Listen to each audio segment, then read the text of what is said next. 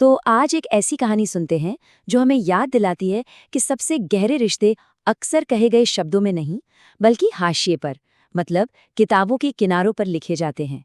ये कहानी है एक नीले छाते के नीचे पनपे एक बहुत ही खामोश से जुड़ाव की।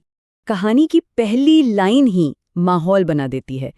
ये एक तरह से वादा है कि आगे जो हम सुनने वाले हैं वो कोई बहुत बड़ी बड़ी बातों के बारे में नहीं है, बल्कि दो अजनबियों के बीच पनपे एक बहुत ही प्यारे धीरे से एहसास के बारे में है। तो मिलिए रोहन से। उसकी दुनिया ना एक घड़ी की तरह चलती है, एकदम सटीक, प्रिडिक्टेबल और थोड़ी सी खाली। उसकी जिंदगी को रंगों में नहीं बल्कि मिनटों और घंटों में नापा जाता था। हर मंगलवार रोहन का एक तय रिचुअल था। ये सिर्फ एक आदत नहीं थी, ये तो जैसे कोई पूजा पाठ हो। लेकिन अजीब बात ये थी कि वो वहां छपी हुई कहानी के लिए नहीं बल्कि उस कहानी के लिए आता था जो लिखी ही नहीं गई थी, जो उन खाली हाशिए में छिपी थी। फिर एक मंगलवार को वो खामोशी कुछ ज्यादा ही चुभने लगी। तो बस हिम्मत के एक छोटे से पल में रोहन ने एक नियम तोड़ दिया। उसने अपनी आत्मा का एक टुकड़ा उस हाशिए पर छोड़ दिया, पेंसिल से लिखी एक छोटी सी पुकार। अब जरा सोचिए, उसके दिल की धड़कन का क्या हुआ होगा जब अगले हफ्ते उसने अपनी ग्रे पेंसिल के नीचे एक जवाब देखा, वो भी चमकीली नीली स्याही में लिखा हुआ। अचानक वो अकेला नहीं था, किसी ने वापस जवाब दिया था। और बस यहीं से एक बातचीत शुरू हो गई। रोहन के इस मजेदार जवाब के साथ वो हाशिए एक सीक्रेट दुनिया बन गए, सिर्फ उन दोनों के लिए। एक ऐसी दुनिया जो मजाक और एक गहरी समझ पर बनी थी। उन पन्नों के बीच पेंसिल और ब्लू पेन ने अपने दिल खोलकर रख दिए।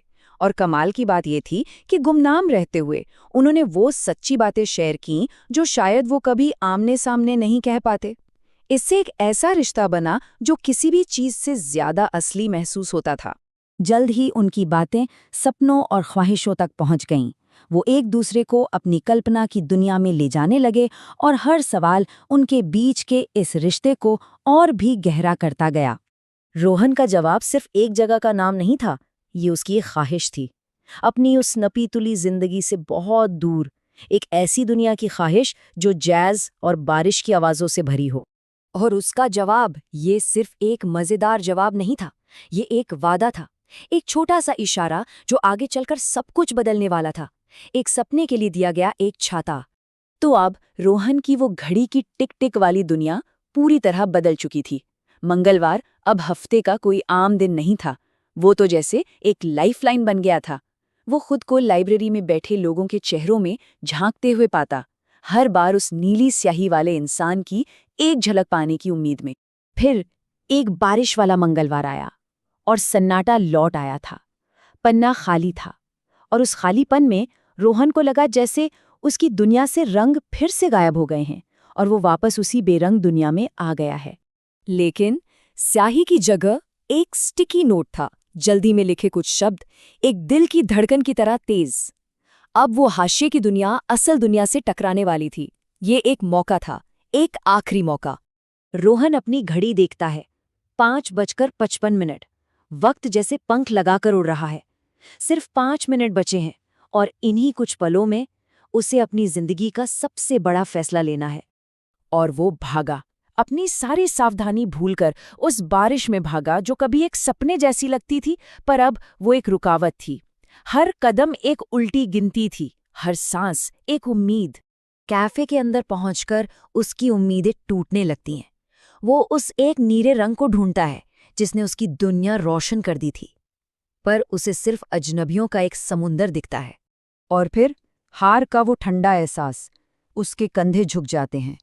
बारिश और निराशा के बोझ से वो लेट हो गया था। वो हाशिए शायद हमेशा हाशिए ही रहेंगे। जैसे ही वो मुड़ने वाला होता है, एक शांत सी आवाज ने उसकी निराशा को चीर दिया और वो वहीं रुक गया। और वो वहां थी, नीले रंग में नहीं जैसा उसने सोचा था। उसने एक ग्रे रेनकोट पहना था, लेकिन उसके हाथ में एक चमकीला नीला छाता था। ये उसके कपड़ों का रंग नहीं था, ये वो वादा था जो उसने निभाया था।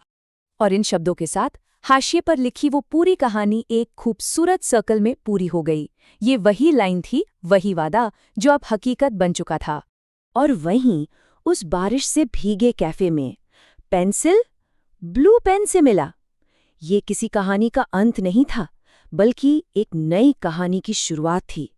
एक ऐसी कहानी जो अब सिर्फ हाशिए तक ही सीमित नहीं थी। तो ये कहानी हमें एक सवाल के साथ छोड़ जाती है।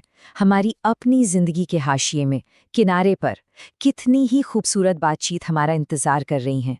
शायद हमें बस पेंसिल उठाकर पहला शब्द लिखने की